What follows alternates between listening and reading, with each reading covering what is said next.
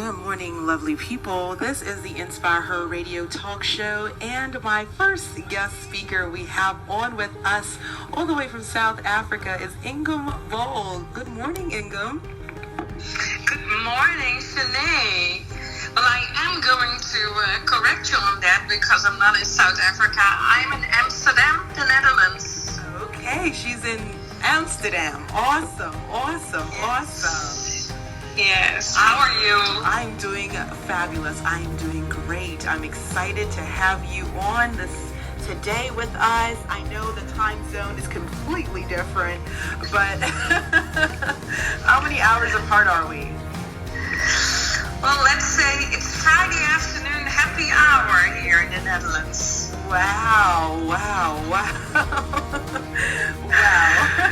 So it's a great moment to start the weekend. So I'm really happy to do this interview with you, and then the weekend can get started.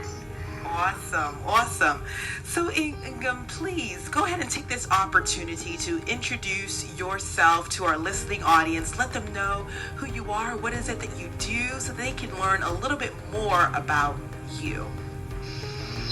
Well, thank you. Well, first, thank you, Shanae, for this opportunity to join you here in this radio show and prepare ourselves a little bit to International Women's Day on Sunday. Well, my name is Ingun, of course, and I'm the founder of a worldwide movement, Female Wave of Change. And that actually started 3 years ago, and we're very much focused on creating a better world for all. And we really do believe that change is okay, the speed of change is okay, but we really have to redirect change if we want to leave a better, more sustainable world for the generations to come. So we really do believe that we need our feminine values and we need our feminine energy to do so. So that is what I've been doing for the last 3 years. And apart from that, I'm an entrepreneur. I've always been working with people. I just love working with people and help them, support them to guide them into their to live a life that is led by that purpose. And of course that they can earn a living from it, that they can be financially independent. That's very important.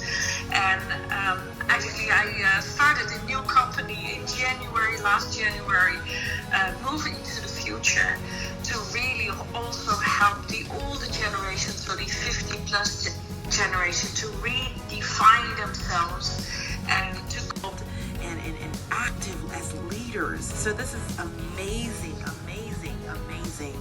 And being that we are focusing on women today, we're not excluding the men, so the men can listen in and really just encourage us and support. But we're really focusing on us this weekend, right? Yes, it's our moment. Yes, absolutely. And being that the topic, the theme, I would say, I wouldn't just say the topic because I don't want to limit you to speak on just one particular aspect. I want you to be free to divulge into anything that you feel is suitable to share with our listeners today. So we're focusing on the theme is finding your voice. And it has never been a more appropriate time for us to find our voice and to discover who we are. So what insightful perspective do you believe we need to consider when discovering who we are? What do you think we need to consider when discovering that? Yeah, well, if you go back to the theme, finding who we are. Oh my goodness, our qualities, our ancestors, just knowing that, listen, we were created to make great things happen. That is beautiful. Yes, we were, yeah. And what are your thoughts on what we need to do to redefine ourselves? What do you think we need to do to redefine ourselves? Well, that's always a hard thing because, if you talk about redefining yourselves, you talk about change. And change, for many people, that is something, that is very, that creates fear, change. So it is not easy because what we really need to do is to go on that transformation journey, on that inward journey. But we also need to be able to look at the world from a different perspective, become aware of our dreams, and become aware of the impact that we want to create, the contribution we want to have on creating a different world. So it's a combination of, it is very much a combination about looking into, who we are, but also very much, about what do I want to create. Wow. So understanding what we want to create, that legacy, as you mentioned, you spoke about legacy. Legacy is very important because it's what we are, that's the intangible things that we leave behind, because sometimes we think about the finances and all these other things, but how we empower and impact the world is truly the biggest legacy, the greatest legacy that we can leave for our kids to come and for the generation to come. Wow. Well, absolutely. And now more than ever, if you just look at the world, if you look outside there, I think in the last 50 years we have created a mess. And I'm not very proud of it. And I'm a little bit older than you are. I just turned 60. I'm a grandmother. Very much aware about this little guy.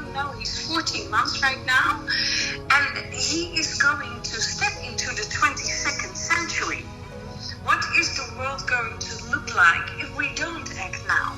So we really have to find ourselves. We really have to act now to leave that legacy for the next generations. And one of my favorite topics almost is, we talk a lot about the Sustainable Development Goals right now, and I do believe that's very important. But I also love to talk about the seven generations thinking of the Iroquois Indians. They were always mentioning the 7 generations concept, so for each and every decision that you take, you have to realize, you have to consider the impact for the next 7 generations to come.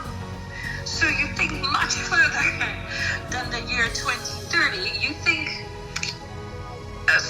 you think children, grandchildren, great-grandchildren, and so much further, what's the world you are leaving. So it is something to really consider and be very aware about. Absolutely. Mm-hmm. Absolutely. And I understand that, as you mentioned, we have to really look at the next generation, what we're leaving for them, what legacy, what possibilities are we leaving for them, what knowledge. What do you feel are some of the misconceptions that we should avoid? There's a lot. Absolutely. Time do we have? Well, let's just start with a few. I think it's very important that we have to avoid the misconception that there is the status quo, that it is as it is, that you as an individual cannot be the change for the better. You can be.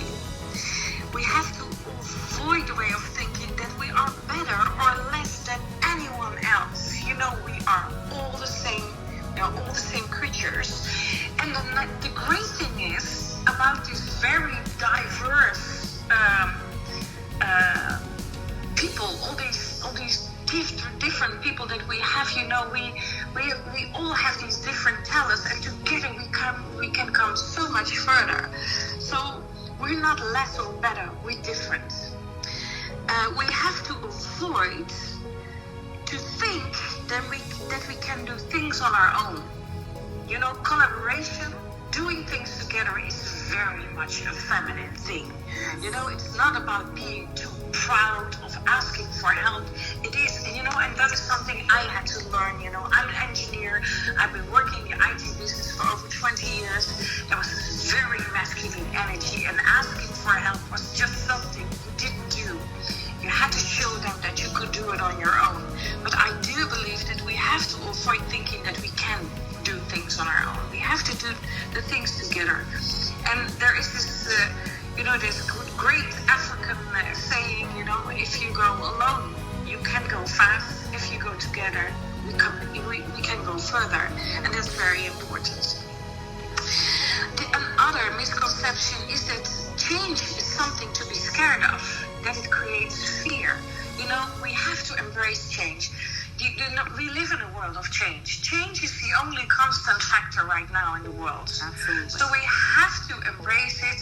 We have to learn how to deal with it. But we also have to learn, and we can learn, how change creates new opportunities and new chances.